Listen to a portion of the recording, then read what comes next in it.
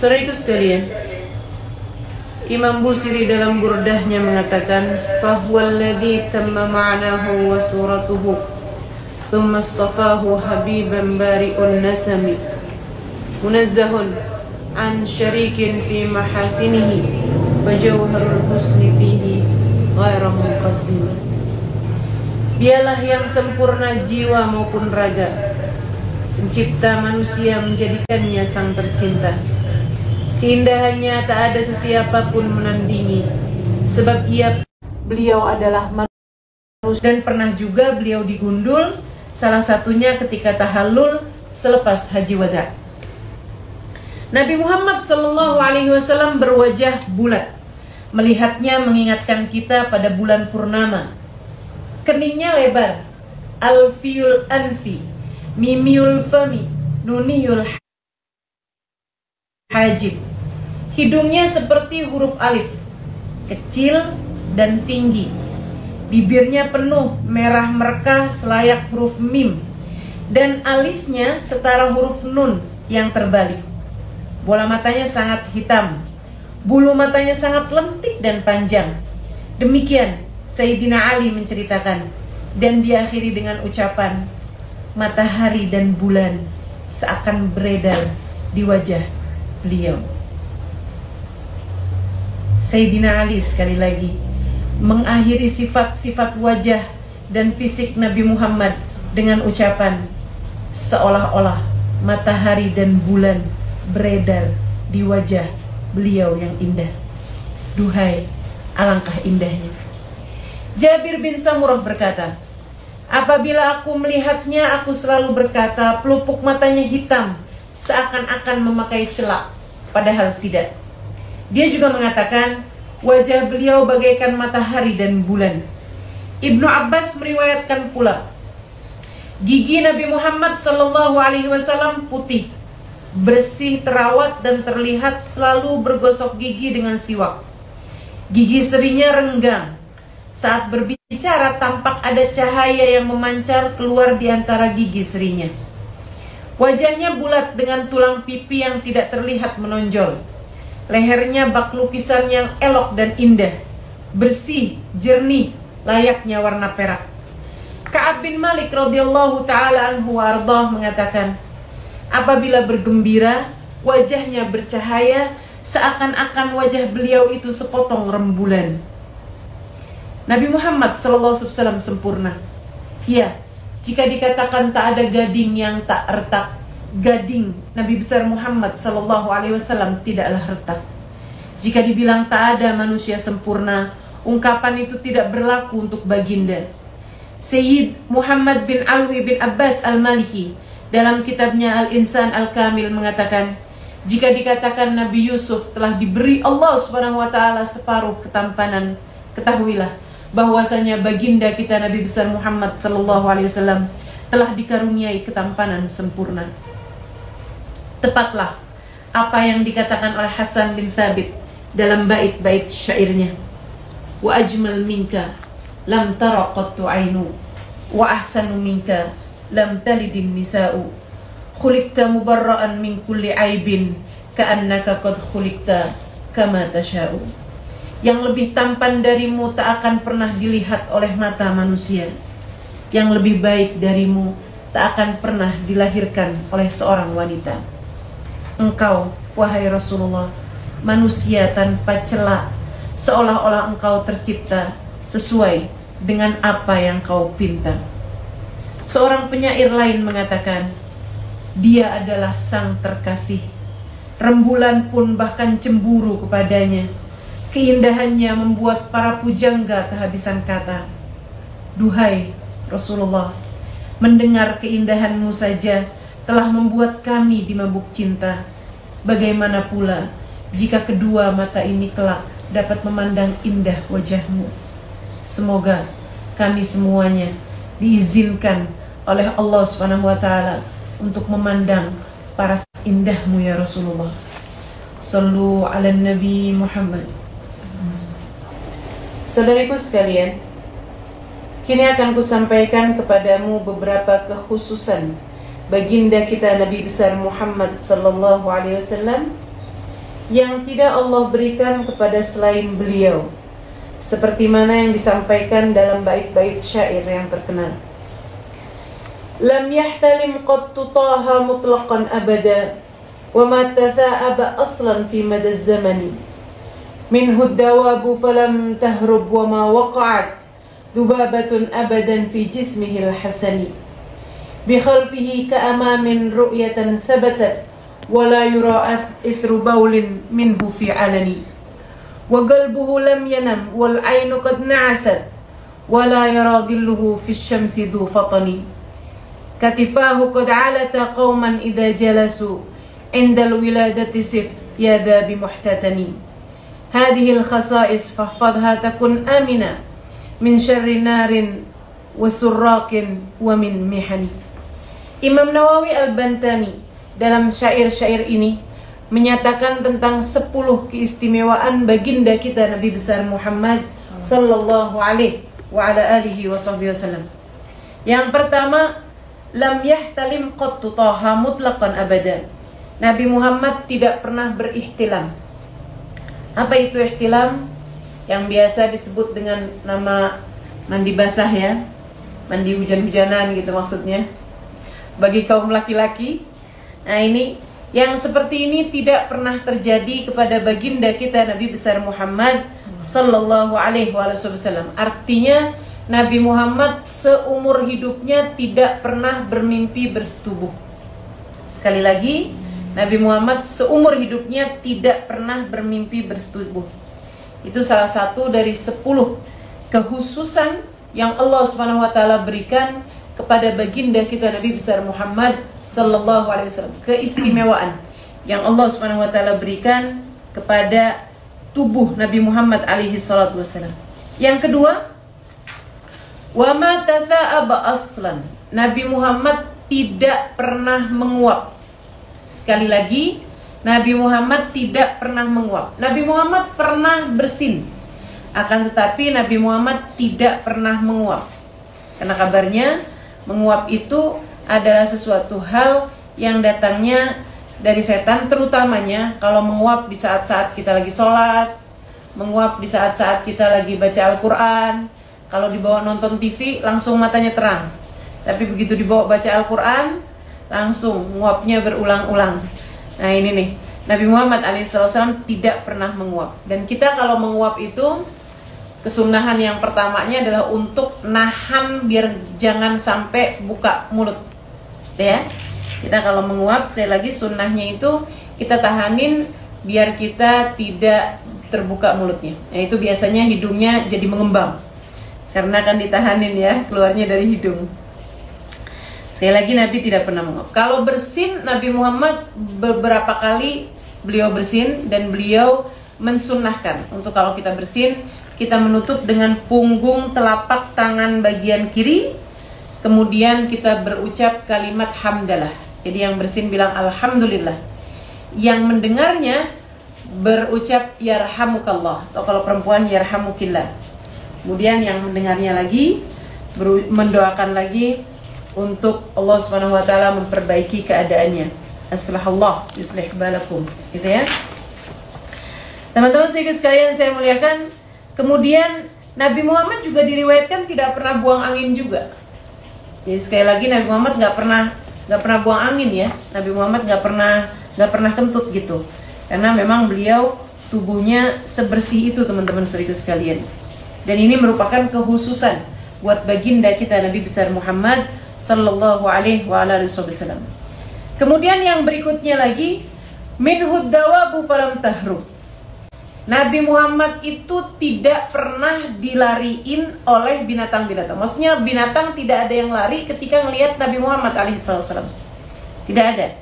Tidak ada apapun binatang lari dari Nabi kita Muhammad alaihissalam. Mau kucing kah, mau anjing kah, misalnya gitu, atau bahkan binatang-binatang yang biasanya kalau ketemu manusia itu lari. Nah itu sama Nabi Muhammad tuh nggak pernah begitu.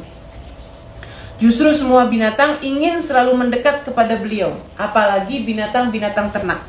Para penggembala di Madinah bercerita, jika Nabi Muhammad sedang ada di kota Madinah, itu kami setengah mati mau mengeluarkan kambing-kambing kami atau unta-unta kami, padahal kami mau membawanya ke tempat makan, mau ketemu rumput nih.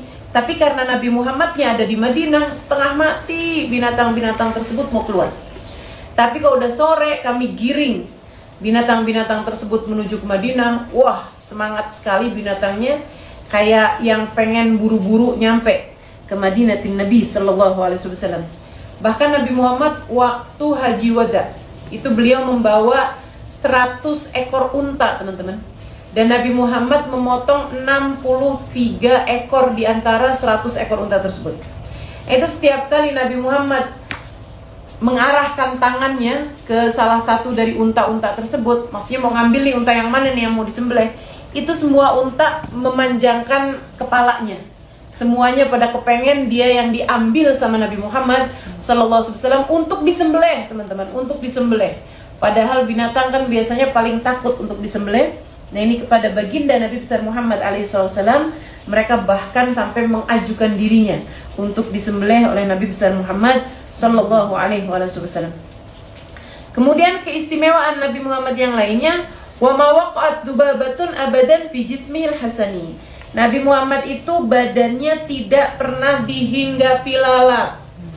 Nabi Muhammad badannya tidak pernah dihinggapi lalat, ya. Jadi jangan, ini adalah kekhususan, maksud saya ini adalah kekhususan buat Nabi kita Muhammad alaihissalam. Kamu jangan terus membanding-bandingin sama diri kamu gitu. Misalnya terus, kok kayaknya saya juga kayak gitu ya, saya perasaan kayak gak pernah dihinggapi lalat juga. Oh enggak. Bukan ya, kita pasti akan pernah dihinggapi lalat. Kalau kemudian rasanya kayak yang lain-lain dihinggapin, kamu enggak, ya mungkin cuman karena yang lain-lain sebelah-sebelahmu itu belum pada mandi aja.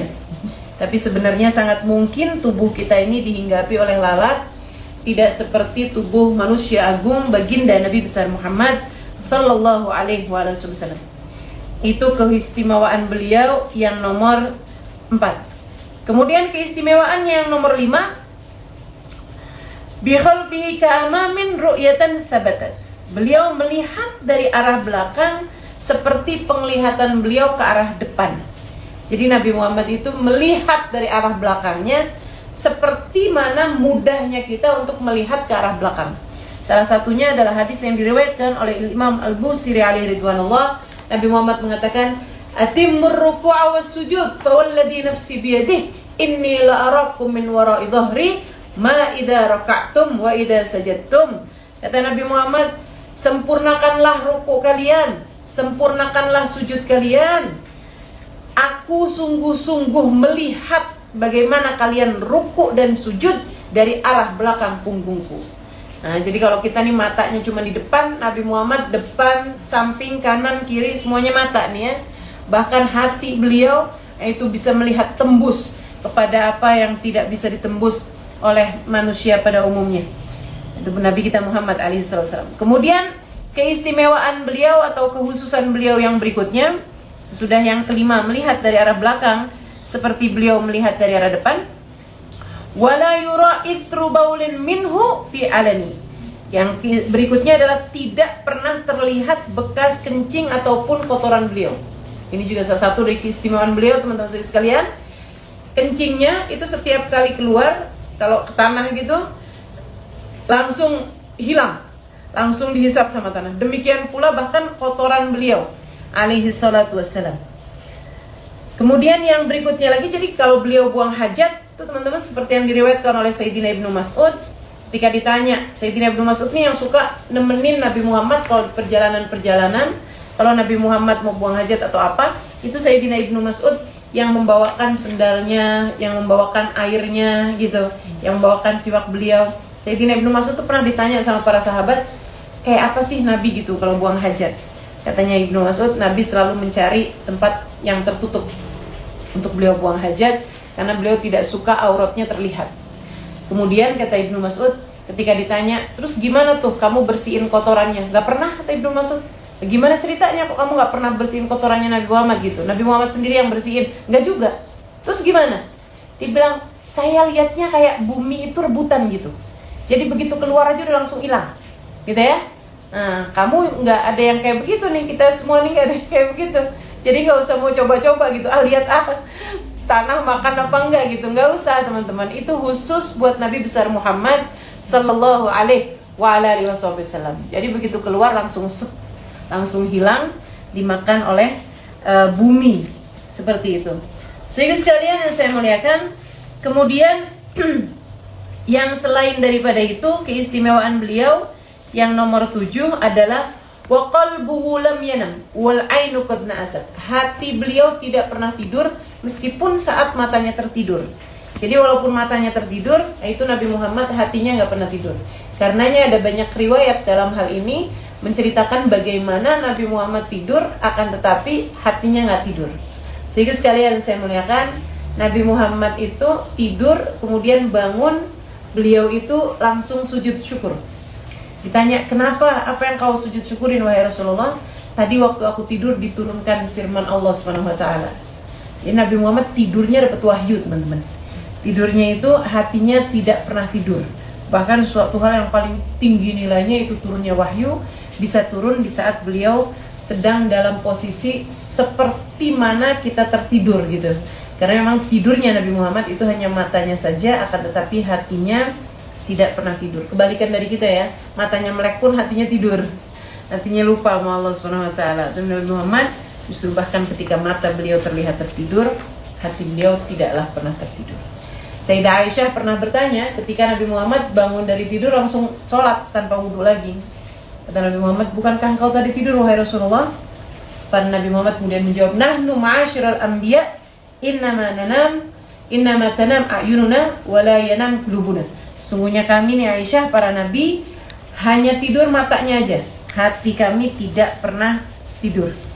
Demikian baginda kita Nabi besar Muhammad Sallallahu Alaihi Wasallam, salah satu keistimewaannya adalah hatinya tidak pernah tertidur.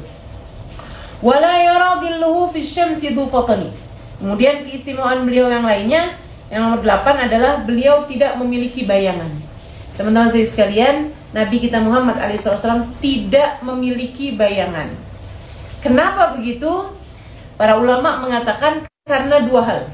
Yang pertama, karena Nabi Muhammad itu cahaya. Cahaya nggak punya bayangan. Yang punya bayangan adalah benda padat yang terkena cahaya. Benda padat kalau kena bias cahaya itu ada bayangannya. Tapi cahaya itu nggak ada bayangannya. Dan karena Nabi Muhammad adalah cahaya Allah SWT, karenanya Allah SWT menjadikan Nabi Muhammad nggak punya bayangan. Itu alasan pertama. Alasan yang kedua, dan ini lebih subhanallah lagi gitu ya menurut saya, teman-teman saya sekalian, katanya para ulama, alasan kedua Allah kenapa tidak mau membuat untuk Nabi Muhammad ada bayangannya, Allah tidak mau ada yang menginjak bahkan bayangan Nabi Muhammad SAW sekalipun. Luar biasa ya, Allah nggak rela bayangannya Nabi keinjak aja, Allah nggak mau gitu. Subhanallah. Padahal kita kan kalau bayangan kita keinjak kan nggak berasa apa-apa. Pernah nggak diantara kita yang awasan sana dikit tuh bayangan saya kesakitan? Nggak pernah gitu kan. Injek kamu tuh bayangan saya sakit gitu. Nggak ada cerita. Tapi segitunya Allah SWT menjaga, memuliakan Nabi Muhammad SAW, sampai-sampai Nabi Muhammad itu tidak punya bayangan, teman-teman. Jadi tidak ada sesiapapun yang menginjak bayangan Nabi Muhammad Sallallahu Alaihi Wasallam.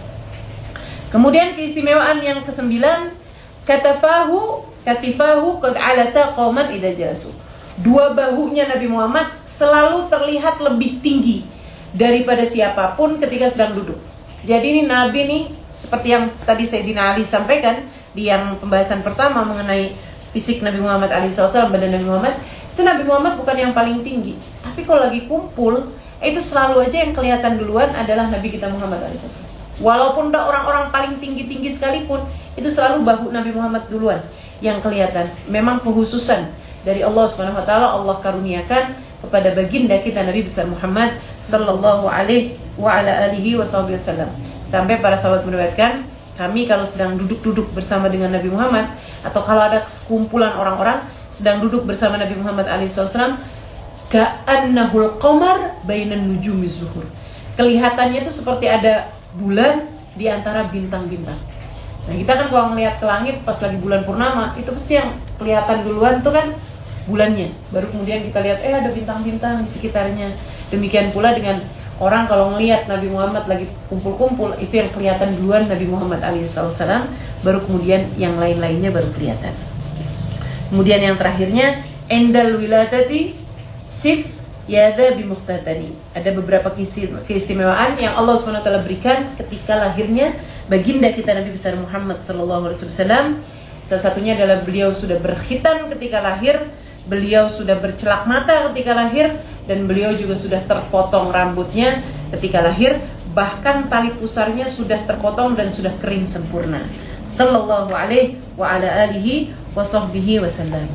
Kemudian teman-teman saya sekalian, selain daripada apa yang tadi telah saya sebutkan, Nabi Muhammad juga punya beberapa keistimewaan lain yang belum disebutkan. Di antaranya, kemanapun Nabi Muhammad berjalan selalu ada awan yang menaungi baginda kita Nabi besar Muhammad sallallahu alaihi wasallam. Keistimewaan beliau yang lain adalah ada khatamun nubuwah, ada cap kenabian yang Allah Subhanahu wa taala capkan di belakang tengkuknya sini nih teman-teman. Jadi di sini nih di bawah kepala, di atasnya apa nih namanya ya? Di atasnya tengkuk. Ya, di tengkuk beliau ini ya.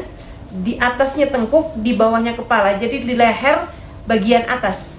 Di leher belakang bagian atas itu ada khatamun nubuwah. Jadi ada cap kenabian yang seperti bentuknya itu seperti roda, teman-teman saudara sekalian. Itu kayak dicap aja gitu.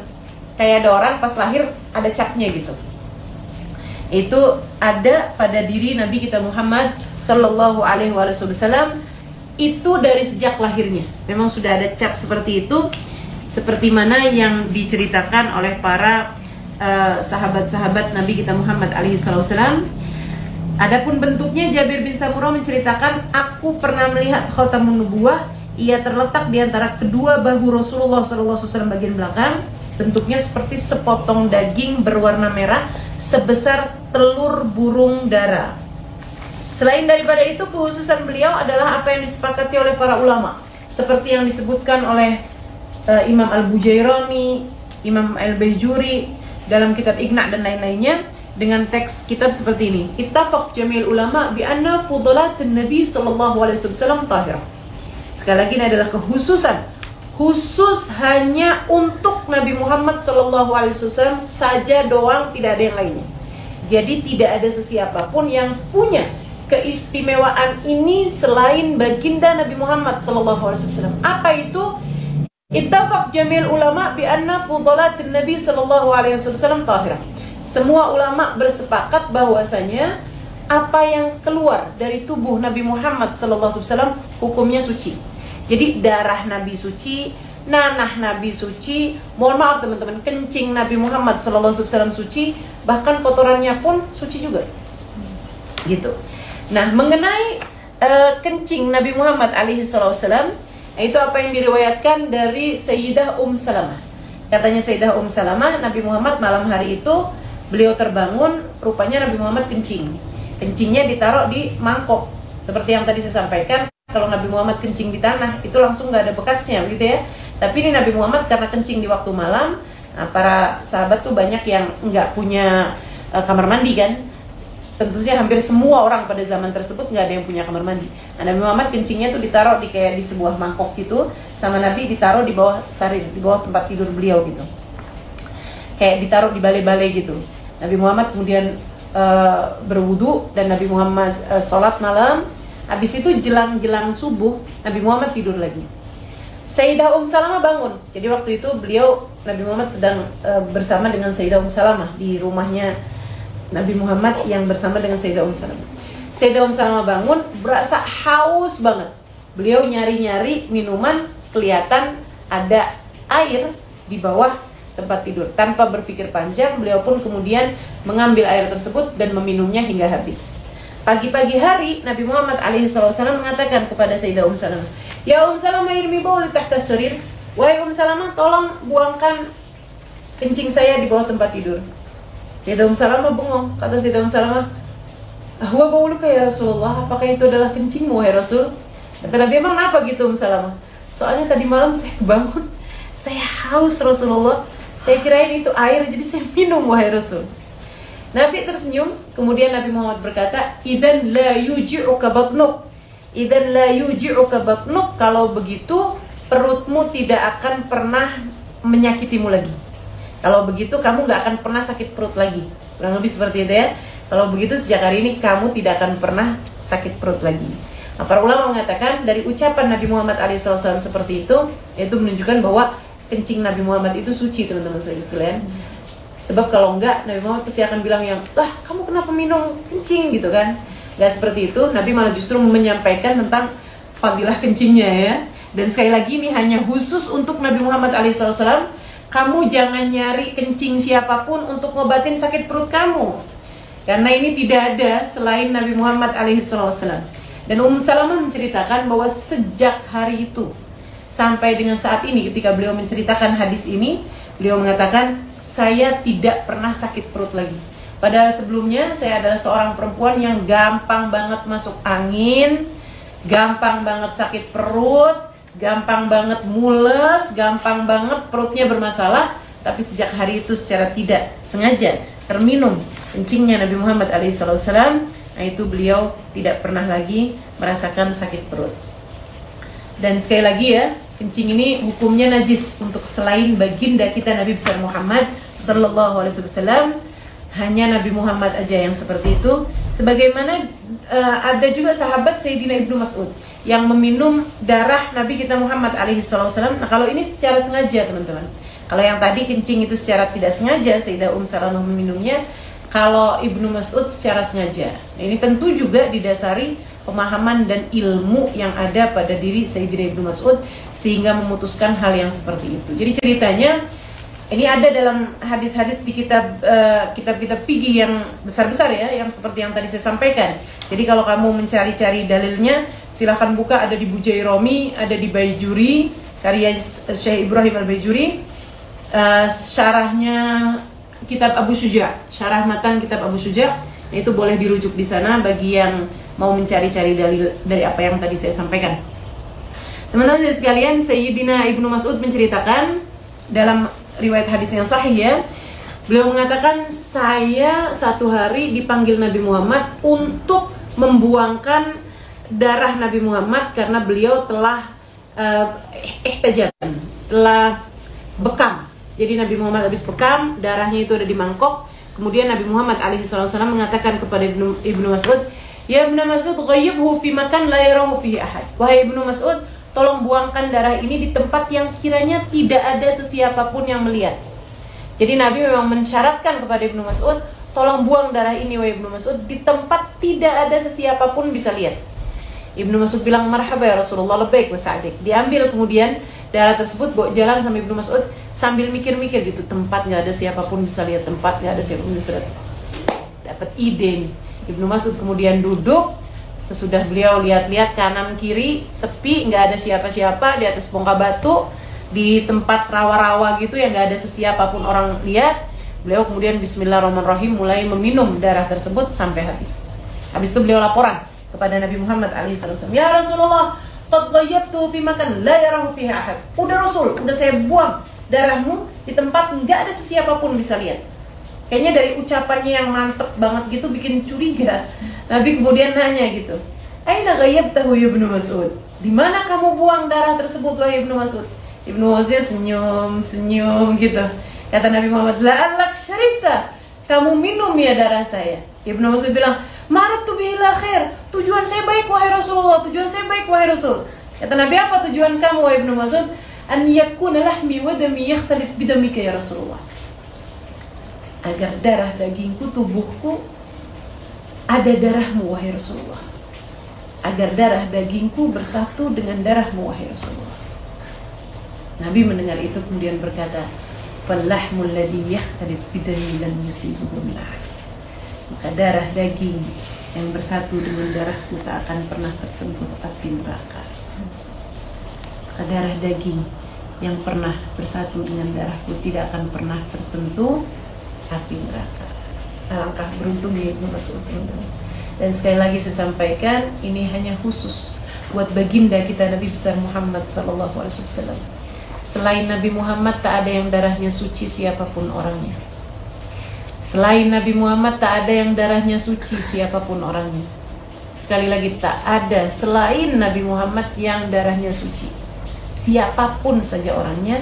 Ini hanyalah khusus untuk baginda Nabi besar Muhammad sallallahu alaihi wa ala alihi wasallam. Kemudian kekhususan lain yang juga saya akan sampaikan sebagai bagian terakhir dari kekhususan Nabi Muhammad SAW adalah aroma beliau yang selalu wangi tanpa minyak wangi sekalipun. Demikian pula dengan bau mulutnya. Ibnu Abbas bercerita, aku tidak pernah mencium wangi yang lebih wangi. Mau parfum apapun, mau wangian apapun, tidak pernah aku mencium wangian atyab, lebih wangi daripada aroma Nabi besar Muhammad sallallahu alaihi wa ala alihi wasallam. Jabir bin Samurah juga berkata, beliau pernah mengusap pipiku. Kata Jabir bin Samurah, aku pernah nih pas lagi ada apa gitu, Nabi Muhammad mengusap pipinya Jabir bin Samurah. Katanya Jabir bin Samurah, kudapati tangannya terasa dingin dan aromanya sangat harum, seakan-akan beliau baru saja mencelupkan tangannya di tengah-tengah minyak wangi. Jadi wanginya tuh bukan kayak abis pakai minyak wangi, tapi kayak abis nyelupin tangan di tengah minyak wangi. Kayak ada baskom atau ember atau apalah gitu, tangki minyak wangi gitu. Kayak Nabi Muhammad tuh baru abis nyelupin tangannya di tengah-tengah minyak wangi. Kayak begitu tuh aroma wanginya tangan baginda kita Nabi besar Muhammad sallallahu alaihi wa ala alihi wasallam. Sahibul Maulid Ad-Dibai mengatakan, idza takallama fa ka'anna al-miska yakhruju min fi. Apabila Nabi Muhammad berbicara, seolah-olah bau kasturi bertebaran dari mulut beliau sallallahu alaihi wa ala alihi wasallam. Idza jalasa fi majlisin baqiyatibu fihi ayyaman wa in taghayyab.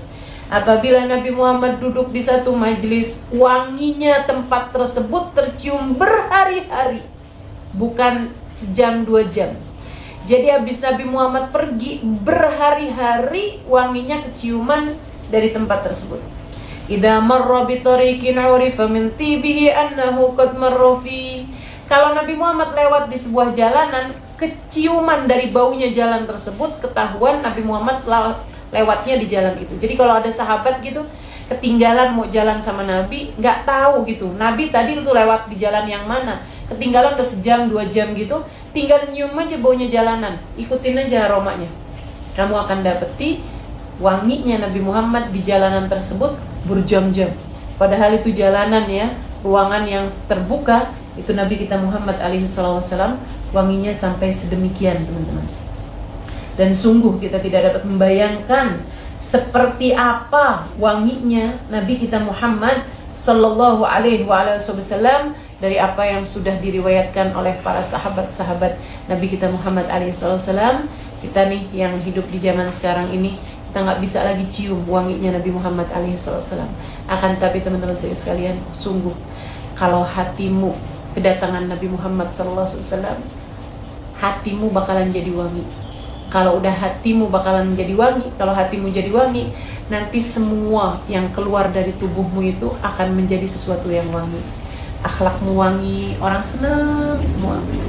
Cara pandangmu wangi gitu, semua orang seneng kalau kamu liatin. Kemudian lagi mulutmu bakalannya wangi. Kalimat-kalimat yang keluar akan menjadi sesuatu yang indah untuk didengar oleh siapapun. Gerakanmu, tanganmu, kakimu, dan semua yang ada pada dirimu akan memperciumkan aroma yang sangat wangi, aromanya Nabi besar Muhammad SAW. Kita zaman sekarang memang nggak bisa lagi teman-teman, bukan sesuatu hal yang mudah. Maksudnya kalangan-kalangan yang seperti kita ini sepertinya agak jauh untuk bisa mencium wangi Nabi besar Muhammad sallallahu alaihi wa ala alihi wasallam. Mungkin kalangan para ulama, mungkin kalangan para aulia, akan tapi yang seperti kita ini dengan dosa-dosa yang sebegini banyaknya agak jauh untuk kita bisa mencium aroma Nabi Muhammad alaihi wasallam. Kita hanya minta kepada Allah Subhanahu wa taala, semoga Nabi Muhammad berkenan untuk menghiasi hati kita Sehingga mudah-mudahan kalau hati kita penuh dengan Nabi Muhammad, Allah Subhanahu wa taala akan memperciumkan kepada kita aroma wanginya Nabi besar Muhammad sallallahu alaihi wasallam dalam tingkah laku kita. Kita akan bisa merasakan wangi Nabi Muhammad alaihi wasallam dalam kehidupan kita insyaallah. Dan mudah-mudahan kita yang sudah terhalang dari aroma Nabi Muhammad di dunia ini, Allah tidak menghalangkannya dari aroma Nabi Muhammad kelak di hari akhirat nanti. Mudah-mudahan Allah menjadikan hidung kita salah satu dari yang dapat mencium wanginya Nabi besar Muhammad sallallahu alaihi wasallam di hari akhirat nanti insyaallah. Amin ya rabbal alamin. Sallu ala nabi Muhammad.